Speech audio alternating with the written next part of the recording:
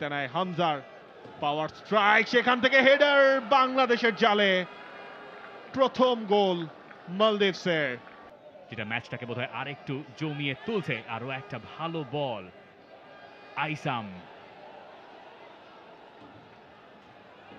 সেখানে বাধা ছিল হৃদয়ের ফ্রি কিক মালদ্বীপের।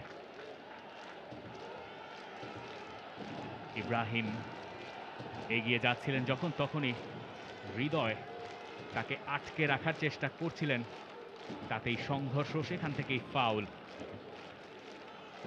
বেশ ভালো জায়গা থেকে ফ্রি কিক।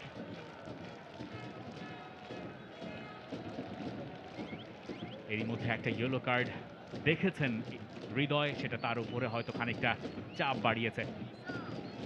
বাংলাদেশ ফুটবল আলট্রাস গ্যালারিতে সরব উপস্থিতি, বাংলাদেশকে সমর্থন যোগাচ্ছে তারা।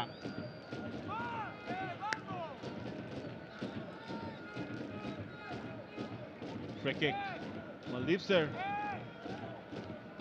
মিতুলকে সতর্ক থাকতেই হবে। হামজা রয়েছেন সেই স্পট কিক জোনটায়, তার পার্টনার আলী ফাসির, তিনজনের একটা হিউম্যান ওয়াল। ইসা, মোরসালিন, ফাহিম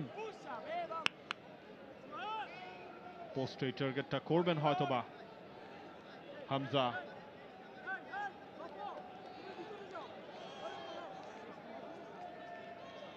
গেল সাফে, বাংলাদেশের এগেইনস্টে গোলও করেছিলেন হামজা, যদিও সেই ম্যাচটা বাংলাদেশ 3-1 গোলে জিতে নেয়। হামজার পাওয়ার স্ট্রাইক, সেখান থেকে হেডার, বাংলাদেশের জালে প্রথম গোল মালদ্বীপসের।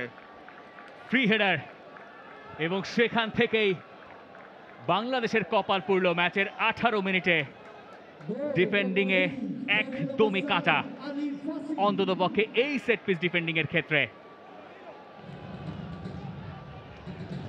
মিতুল মারমার কিছুই করার ছিল না এই ক্ষেত্রে। সেই হামজা লাফিয়ে উঠলেন,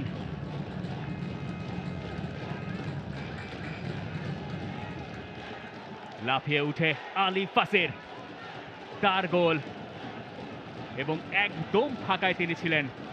সেট পিস স্পেশালিস্ট হামজা নিলেন ফ্রি কিকটা, এবং সেখান থেকে 6 ইয়ার্ড বক্সের ভেতরে একদম ফাঁকায়, একদম ফাঁকায় আলী ফাসির এই গোল নিয়ে যদি জানতে চাই জুলফিকার মাহমুদ মিন্টুর কাছে, এই গোলে বাংলাদেশের দায়টা কোথায়? Actually set piece defending very important, এবং সেট পিস ডিফেন্ডিংয়ের সময় অ্যাকচুয়ালি মানে ম্যান মার্কিংটা খুব ইম্পর্ট্যান্ট, এবং বডি পজিশনটা হচ্ছে ইম্পর্ট্যান্ট। কারণ হচ্ছে যে জার্সি নাম্বার 7 আলী ফাসির একদম কাউন্টার অ্যাটাক থেকে ভেরি গুড অপরচুনিটি। বাংলাদেশ সুযোগ কিন্তু তারাও পেয়েছিল, ঠিক পাল্টা জবাবটা এখনো দিতে চাইবে বাংলাদেশ। সোহেল রানা, তার যেই শট পোস্টের ওপর দিয়ে গেছে, সেটা জবাব, পাল্টা জবাব। For more updates, subscribe to our YouTube channel and click on the bell icon. Follow us on Facebook and Instagram. Download T-Sports app to enjoy exciting games and highlights. Visit tsports.com.